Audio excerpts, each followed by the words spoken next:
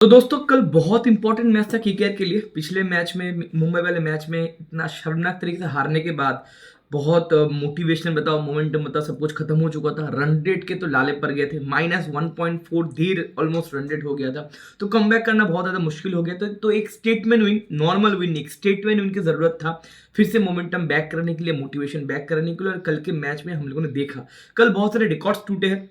पहले रिकॉर्ड्स की बात कर लेते हैं। ईडन गार्डन में हम लोगों ने 53 मैच जीता है। एक स्टेडियम में सबसे ज्यादा मैच जीतने का रिकॉर्ड हम लोगों ने इक्वल कर दिया है। वानखेड़े में मुंबई का रिकॉर्ड है, लेकिन हम लोग एक नंबर पे पहुंच गए। सेकंड रिकॉर्ड की बात करें तो सुनील नारिन कंप्लीट कर चुके अपना 200 विकेट्स केकेआर की जर्सी में। And Sunil Narin is the only bowler कि कभी भी उन्होंने 50 से ऊपर कभी रन नहीं दिया। 49 रन दिया है, लेकिन 4 ओवर में कभी 50 से ऊपर रन नहीं दिया। तो इतने लंबे सालों से, 15-16 सालों से अगर एक बंदा मिस्ट्री अपना कायम कर रहा है तो इट्स अल्टीमेट थिंग भाई। मैं बोलता हूँ भाई कि फुटबॉल में गोट कौन है डिबेट हो सकता है, लेकिन T20 क्रिकेट में गोट कौन है I don't think so debate होने वाला है, या फिर हो सकता है। That is ultimately Sunil Narayan IPL का गोट है, राइट। बंदा बैट्समैन बताओ, बॉलर बताओ, अभी भी बंदे का मिस्ट्री सॉल्व नहीं हुआ। ऐसा कोई पर्पल पैच नहीं कि 2-3 साल, 4-5 साल अच्छा खेले भाई, सालों के साल खेली जा रहा है बंदा और अभी भी लग रहा है कि भाई आराम से अभी भी 4-5 साल, 6-7 साल, पता नहीं कितना खेल ही सकता है। तो कल के मैच की अगर बात करें, हम लोगों ने साइलेंसर को चुप करवा दिया, जो हर एक स्टेडियम पे जाके सारे लोगों को चुप करवाते रहते हैं। सबसे इंपॉर्टेंट चीज है कल के मैच में, जो सबसे इंपॉर्टेंट चर्चा था कि पिच कैसा होगा, क्योंकि अजिंक्य रहाणे बताओ या फिर हमारे कोच बताओ बहुत ज्यादा प्रेशर दे रहे थे कि होम एडवांटेज क्यों नहीं मिल रहा है हम लोगों को। ऑब्वियसली जो मिलना चाहिए। आज वानखेड़े में अगर आप स्पिन पिच कर दो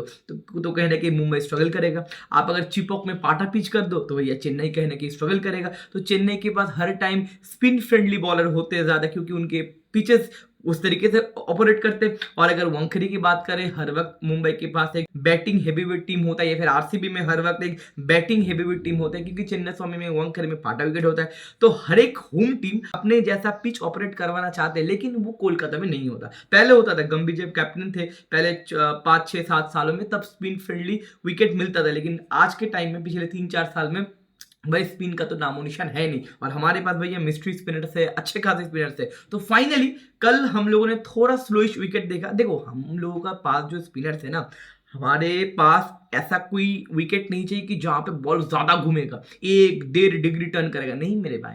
वैसा फालतू पिच, चिपॉक वाला पिच हम लोग को नहीं चाहिए। हमको चाहिए नॉर्मल पिच जहां पे बॉलर्स का कुछ हो। अगर कुछ होता है तो हम लोग वहां से बहुत कुछ कर लेंगे, क्योंकि हमारे पास क्वालिटी बॉलर्स है। I know that Mitchell Starc को हम लोग इस सीजन मिस कर रहे हैं, लेकिन फिर भी वैभव अरोड़ा बताओ, हर्षित राणा बताओ, Varun, Narine, Moeen, Andre Russell, तो हमारे पास एक अच्छा खासा बॉलिंग यूनिट है। अगर एकदम सपाट विकेट आए ना तो भाई कुछ नहीं होता। जहां पे 220, 240 रन होता है, वहां पे बॉलर कुछ भी करे भाई, मार उसको, पर नहीं है। अगर नॉर्मल पिच भी हमको मिले ना तो भाई हम जलवा दिखा सकते, जो हम लोगों ने कल दिखाया। देखो टॉस की बात करें, टॉस कल हम लोगों ने फिर से हारे एंड टॉस में जीत के फील्डिंग करने का फैसला किया। और मुझे ये चीज लगता है कि हैदराबाद को ये फैसला थोड़ा सा बैकफायर किया, क्योंकि मुझे लगता है ना, Hyderabad is a South Africa of Indian Premier League, right. उनके पास बैटिंग हेवीवेट टीम तो है, लंबे लंबे छक्के मारते, 400-500 रन पता नहीं कितना मारते, लेकिन हैदराबाद दो जगह पे स्ट्रगल कर जाते। एक नॉकआउट में, बड़े मैच में, जब जहाँ पे प्रेशर होता है, वो हम लोगों ने पिछले सीजन देखा। और एक जगह पे जहाँ पे हैदराबाद को चेज करना पड़ता है, तो हैदराबाद भैया चेज नहीं कर पाते। उनके पास अच्छे खासे लंबे हट्टे कट्टे बैट्समैन है जो छक्के मारते, लेकिन चेस करने में हैदराबाद का थोड़ा सा सूख जाता है मेरे भाई। केकेआर के पास बहुत सारा प्रॉब्लम है, लेकिन उनमें से भाई सनराइजर हैदराबाद नहीं है। हैदराबाद को मेरे भाई हम लोग पेलते। पिछला सीजन 3 मैच हराए थे, और इस सीजन में पहला ही मैच, मतलब उनके साथ जो पहला मैच, एक ही मैच होगा शायद, या फिर एक और भी मैच होगा, देखना पड़ेगा मेरे को। तो पहला मैच ही हम लोग हॉले वाले जीत गए, और 80 रन से, मतलब कन्विंस तरीके से हम लोग जीते। तो पैट कमिंस भाई सब टॉस में जीतते, फील्डिंग करने का फैसला करते हैं, जो मुझे लगता है कि एक रॉन्ग डिसीजन है from Hyderabad point of view. मुझे लगता है कि हैदराबाद को टॉस में जीत के बैटिंग करना चाहिए, जो उनका हेवी पार्ट है या फिर स्ट्रॉन्ग पॉइंट है उसको आगे रखना चाहिए, लेकिन फील्डिंग करने का फैसला करता है। और कहने की केकेआर का शुरुआत उतना अच्छा नहीं होता। देखो केकेआर के पास जो पॉजिटिव पॉइंट थे पिछले season, opening partnership regular basis पर रन कर रहा था, लेकिन इस सीजन में ओपनिंग पार्टनरशिप चला नहीं मेरे भाई। स्पेशली सुनील नारायण भी नहीं चले, और क्वांटन डिकॉक अगर एक पारी छोड़ दो, बाकी 3 मैच में Quinton de Kock single digit run score किए। कल के मैच में भाई पैट कम्स के बॉल पे शॉर्ट पिच बॉल आया, पुल करने गए, मुझे लगा था प्रॉब्लम नहीं होगा, लेकिन वो जो पुल करने के वो जो कैच आउट हुए वहां पे क्विंटन डिकॉक पुल उतना नहीं मार पाए। वहां से ही हम लोग को लग गया था कि भाई ये पाटा विकेट नहीं है, पिच में उतना पेस नहीं, उतना कैरी नहीं हो रहा है, नहीं तो वो पुल भैया छक्का जाता, क्योंकि आप जानते हो ईडन का बाउंड्री तो भाई बहुत बड़ा है, 50-60 मीटर का बाउंड्री है। तो वहां पे आउट हो गए। उसके बाद सुनील नारिन ने एक छक्का मारा, लेकिन सुनील नारिन भी आउट हो गए। लेकिन उसके बाद आता है हमारा कैप्टन। देखो अब अजिंक्य रहाणे के ऊपर थोड़ा बात करना हम लोगों को पड़ेगा। हम लोगों के पास डाउट था कि क्विंटन डिकॉक क्या फिल सॉल्ट को रिप्लेस कर पाएंगे। कॉन्फिडेंस मुझे था मोटा मोटी करके, सच बताए तो। मिचेल स्टार्क को हम लोग रिप्लेस नहीं कर सकते, वो बड़ा हाउलर हो चुका है हमसे, ठीक है ना। लेकिन एक और क्वेश्चन था कि श्रेयस अय्यर को क्या अजिंक्य रहाणे रिप्लेस कर पाएंगे, क्योंकि श्रेयस अय्यर अपने लाइफ के भी प्राइम में है और अजिंक्य रहाणे भैया अपना प्राइम बहुत दिन पहले छोड़ चुके, मतलब इंडिया से रिटायरमेंट सब कुछ हो चुका है, मतलब अजिंक्य रहाणे अभी इंडिया टीम का पार्ट नहीं है। लेकिन अजिंक्य रहाणे सबको रॉन्ग प्रूव करते हुए कि उनके पास या फिर उनके अंदर क्रिकेट अभी भी जिंदा है। कल फिर से एक ऐसे मौके पे अजिंक्य रहाणे आया जब 15-13 रन पे 2 विकेट गिर गया था, प्रेशर था भाई रघुवंशी के साथ। रघुवंशी जो भैया बहुत मतलब कम एज है बंदे का, एक्सपीरियंस उतना नहीं है, उसके साथ सिर्फ पार्टनरशिप बनाया नहीं, रघुवंशी को खिलाया भी, बहुत ज्यादा बातचीत कर रहे थे। और पिछले मैच का जो प्रॉब्लम था, जो मैं पिछले मैच में कुत्ते की तरह चिल्ला रहा था कि भाई आपने पहला 3 ओवर इंटेंट से खेला, उसके बाद देखे कि भाई ये पाटा विकेट नहीं है, तो उसके बाद आपने एंटिसिपेट क्यों नहीं किया, गेम को चलाए क्यों नहीं, आप छक्के मारने का एग्जीबिशन मैच खेल लेते क्या। लेकिन ये गलती हम लोगों ने सुधारा, पहला 3 ओवर इंटेंट दिखाए हम लोगों ने, चौके छक्के मारने का कोशिश किया, फिर हमको लग गया कि भाई ये भैया 250 का पिच है नहीं, यहाँ पे बॉल आ नहीं रहा है, थोड़ा फंस रहा है, थोड़ा कटर, थोड़ा स्लोअर कुछ हो रहा है, मसला है पिच में। तो हम लोगों ने प्लान चेंज किया और पावर प्ले में जब तक हम लोगों को लूज बॉल नहीं मिला, हम लोगों ने एक भी लॉफ्टेड शॉट नहीं मारा। अजिंक्य रहाणे ने काफी बढ़िया बल्लेबाजी किया, काफी बढ़िया बढ़िया शॉट मारे, एक फ्लिक करके छक्का मारा शामी को, भाई अजिंक्य रहाणे का चुम्मेश्वरी परफॉर्मेंस था। और सबसे इंपॉर्टेंट है शॉट सिलेक्शन भी बहुत बढ़िया था। हम लोगों ने लूज बॉल को पेला, लेकिन अच्छे बॉल को हम लोगों ने सम्मान भी दिया। रघुवंशी सिंगल रोटेट भी कर रहे थे, जो पिछले मैच में मिसिंग था। पिछले मैच में हम लोग अच्छे बॉल को भी छक्के मारने जा रहे थे और विकेट गवा रहे थे, लेकिन कल के मैच में क्लैरिटी था। देखो जीतना हारना ये मैटर नहीं करता स्पोर्ट्स में, आप जीतोगे हारोगे मैटर नहीं करेगा, लेकिन आप मैक्सिमम टाइम जीतोगे जब आपके पास प्रॉपर प्लानिंग होगा, आपकी प्लानिंग में क्लैरिटी होगा कि क्या करना चाहते हो, ये क्या करना चाहता है, ये क्या करना चाहता है, या फिर कंफ्यूजन अगर क्रिएट होता है प्लानिंग में, तो फील्ड में भी कंफ्यूजन क्रिएट होगा, जो मेरे को कंफ्यूजन कल दिखा नहीं। रघुवंशी अजिंक्य रहाणे धीरे धीरे करके पार्टनरशिप बिल्ड किए। हम लोगों ने पावर प्ले में कितना 53 रन बनाए, पावर प्ले भी हम लोगों ने अच्छा खासा रन बना दिए थे, 2 विकेट गिरने के बाद कमबैक कर लिए। उसके बाद रघुवंशी अजिंक्य रहाणे थोड़ा लंबा खेले, 10 ओवर तक खेले। आई थिंक 10 ओवर में हम लोगों के पास 83 या फिर 84 रन थे। अब देखो 10 ओवर हो गया है, 2 विकेट सिर्फ है, 2 बैट्समैन सेट हो चुके, अब भैया बॉल आपके कोर्ट में है। और सनराइजर हैदराबाद के पास ऐसा कोई स्लो ओवर का कोई महारथी बॉलर नहीं है जिससे हमको डरना है। कौन है, कायमन मेंडिस बताओ, या फिर पैट कमिंस बताओ, या फिर मोहम्मद शमी बताओ। मोहम्मद शमी अपने लय में नहीं है, और मोहम्मद शमी अपने पहले स्पेल में 3 ओवर कर लिए थे, और पैट कमिंस भी 2 ओवर कर लिया। तो पैट कमिंस से मेरे को डर नहीं लगता है स्लो ओवर गेंदबाज, वो बंदा 50 ओवर्स में खतरनाक है, न्यू बॉल के साथ बंदा अच्छा बॉल करता है। इन स्लो ओवर में पैट कमिंस से वो डर मेरे को नहीं लगता। अब 10 ओवर में 83 या फिर 84 हो गए। उसके बाद रघुवंशी ने 50 छोड़ा, काफी बढ़िया इनिंग्स। अजिंक्य रहाणे ने भी 38 या फिर 40 करके आउट हो गए, तो मोटा मोटी करके हेल्दी पार्टनरशिप दिए, दोनों बैट्समैन मिलके मोटा मोटी करके 90 रन हम लोग को ऐड किए। तो कहने की हम लोग के पास एक कॉन्फिडेंस आ गया था, यहां से हम लोग एक 180 का पड़ाव छू सकते हैं। अब उसके बाद आता है जो पहले मैच में प्रॉब्लम हुआ था, जब मिडिल ऑर्डर के जो बैट्समैन है हमारे 25 करोड़ के या 24 करोड़ के वेंकटेश अय्यर, और उसके बाद हमारे रिंकू भाभी, बड़ा ही नटखट हमारा रिंकू सिंह, जो पिछले 1.5 साल से फॉर्म में नहीं। मैं बोला था पिछले आईपीएल में उतना कुछ इंपैक्टफुल पारी नहीं है, और इस आईपीएल में भी 2 मैच में तो भैया फ्लॉप ही हो गया रिंकू सिंह। तो ये दोनों का फॉर्म में आना काफी इंपॉर्टेंट था, क्योंकि एक चीज है बताओ, देखो आईपीएल में ना सबसे मेन विकेट टेकिंग बॉलर कौन होता है, फिर T20 क्रिकेट में सबसे मेन विकेट टेकिंग बॉलर कौन होता है, that is leg spinner, correct. हर एक टीम के अंदर एक एक करके लेग स्पिनर होते हैं जो सबसे ज्यादा विकेट निकालते हैं मिडिल ओवर में। और अगर किसी के मिडिल ओवर में अगर लेफ्ट हैंडेड बैट्समैन ज्यादा है, तो वो टीम को आउट करना है, फिर उस टीम के ऊपर प्रेशर बिल्ड करना मिडिल ओवर में बहुत ज्यादा प्रॉब्लम नहीं हो जाते, क्योंकि leg spinner left hand batsman के साथ ज्यादा कंफर्टेबल नहीं होते। और हमारे पास भर भर के left handed batsman middle order में है। कल तो भैया मोइन अली को भी खिलाए, तो 3 लेफ्ट हैंड बैट्समैन हमारे पास थे। लेकिन प्रॉब्लम क्या है, हमारे लेफ्ट हैंड बैट्समैन लूले हैं, फॉर्म में नहीं थे, तो फॉर्म में आना जरूरी था, और कल वही हुआ।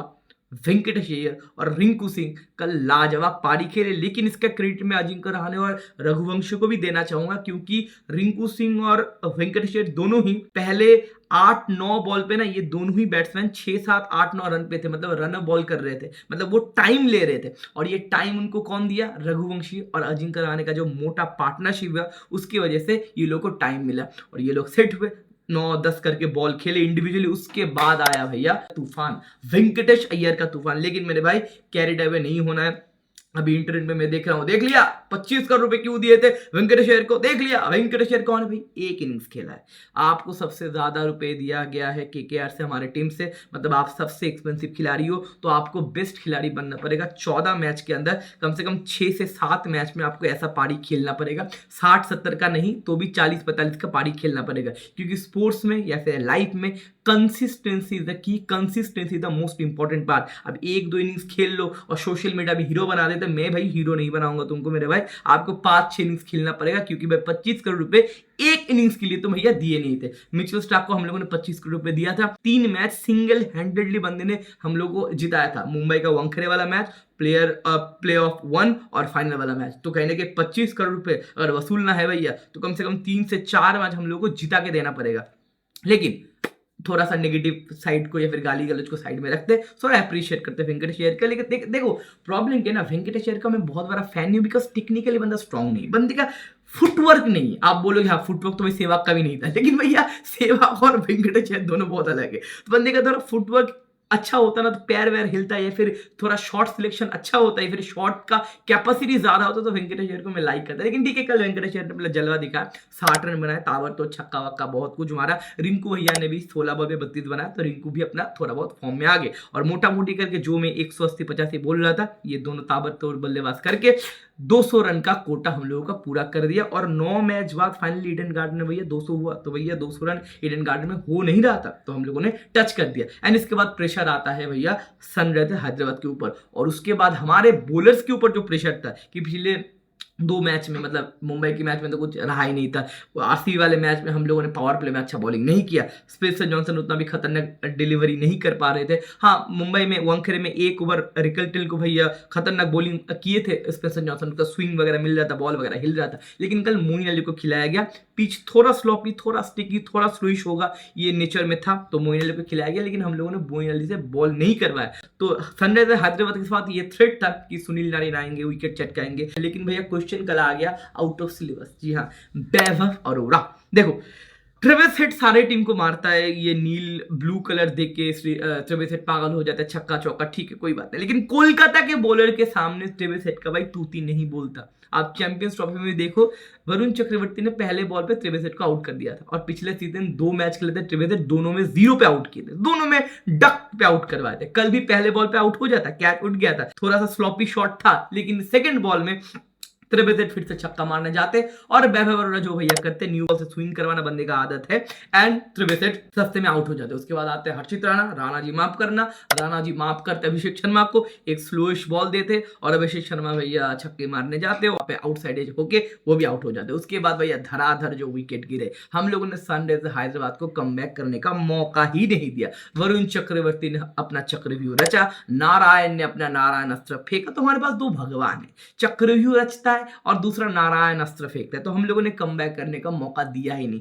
लगे हाथों आंद्रे रसेल भी 2 विकेट चटका लिए। एक मौका बन रहा था कि क्लासन अगर लास्ट तक खेले तो कहने की एक मौका बन सकता है, लेकिन वैभव अरोड़ा अपने सेकंड स्पेल में आके, पहले स्पेल में 3 ओवर किए, सेकंड स्पेल में आके पहले बॉल पे क्लासन को चलता किया। तो वैभव अरोड़ा का कल भाई सुपरस्टार वाला परफॉर्मेंस था, a star was born yesterday Vaibhav Arora. And कहने की वैभव अरोड़ा पहले 2 से 3 ओवर करने के बाद वापस सेकंड स्पेल अरोड़ा को उतना दिया नहीं जाता था, लेकिन अजिंक्य रहाणे अरोड़ा जी के ऊपर थोड़ा भरोसा जता रहे हैं। बंदे के बाद वो स्लोअर है, या फिर यॉर्कर लेंथ वाली डिलीवरी है, या फिर क्विक बाउंसर है, वो भी धीरे धीरे डेवलप कर रहे हैं। तो मिचेल स्टार्क को हम लोग मिस करेंगे, I know that Mitchell Starc का भरपाई नहीं हो सकता, लेकिन हमारे जो फास्ट बॉलर है, और आंद्रे रसेल को भी धीरे धीरे इंक्लूड किया जा रहा है। मैं चिल्ला रहा था पहले 2 मैच में कि आंद्रे रसेल कहाँ है, पिछले साल का 19 विकेट लेने वाला बॉलर कहाँ है, तो धीरे धीरे अजिंक्य रहाणे आंद्रे रसेल को भी इंजेक्ट कर रहे हैं, और नारायण तो नारायण करता ही है, और वरुण चक्रवर्ती ने भी 3 विकेट ले लिया है। एंड मेरा प्रेडिक्शन ये कि Varun Chakravarthy will get the purple cap, highest wicket taker, तो देखना पड़ेगा। तो टोटल मिला के अटर डोमिनेंस मैं ज्यादा सेटिस्फाइड नहीं हूं क्योंकि ये देना ही था मेरे भाई। You are the champion team, आप आईपीएल को डिफेंड कर रहे हो, आप अपनी ट्रॉफी को डिफेंड कर रहे हो, तो आप 10 नंबर पे क्या कर रहे थे? फाइनली हम लोगों ने माइनस से इतना बड़ा छलांग मारा, प्लस में आ गए, प्लस 0.070। अब उसको प्लस 0 ही कह सकते हो। तो कहने कि हम लोग 0 पोजीशन पे आ गए आपके नेट रन रेट पे। 4 मैच खेले हम लोगों ने, 2 मैच जीत 2 मैच हारे। तो मोटा मोटी करके यहां से हम लोगों का आईपीएल अभी शुरू होता है। अब मेरे को क्लैरिटी दिख रहा है, प्लानिंग दिख रहा है, बॉलर्स फॉर्म में आ रहे हैं धीरे धीरे करके। हर एक बॉलर्स ने, कल एक बॉलर ने विकेट नहीं लिया, सारे बॉलर्स ने विकेट लिए और 16 ओवर के अंदर हम लोग पिछला मैच में आउट हो गए थे, इस बार हम लोग ऑल आउट कर दिए। तो मोटा मोटी करके कल का अच्छा कमबैक, और देखना पड़ेगा आने वाले मैच में मोमेंटम को हम कैसे कैरी कर पाते हैं। अगला मैच होगा ट्यूसडे को 3:30 बजे लखनऊ के साथ, उसका भी हम लोग वॉच अलोंग करेंगे। मस्त नहा धो के आ जाना, वॉच अलोंग करेंगे। और अगला मैच भी जीतना है। लखनऊ का बॉलिंग लाइन उतना अच्छा नहीं है, लखनऊ को पेलना चाहिए। तो कोलकाता में हम लोगों को लखनऊ को हराना पड़ेगा, क्योंकि लखनऊ को हराने के बाद हम लोगों को जाना पड़ेगा चिपक चेन्नई सुपर किंग्स से खेलने के लिए। तो बैक टू बैक मैच जीत के मोमेंटम लाना पड़ेगा, प्लेऑफ में जाना पड़ेगा। अभी 5th पोजीशन में, अभी भी टॉप 4 हासिल नहीं हुआ। तो आने वाले 2 से 3 मैच बैक टू बैक जीत के मैं चाहता हूं कि केकेआर अपना मोमेंटम दिखाए। क्लैरिटी दिख रहा है, परफॉर्मेंस दिखा, and I think we will carry the momentum in next matches. तो मिलते हैं अगले वीडियो में। Take care, bye bye. Code बोलो और वो जीत बोल।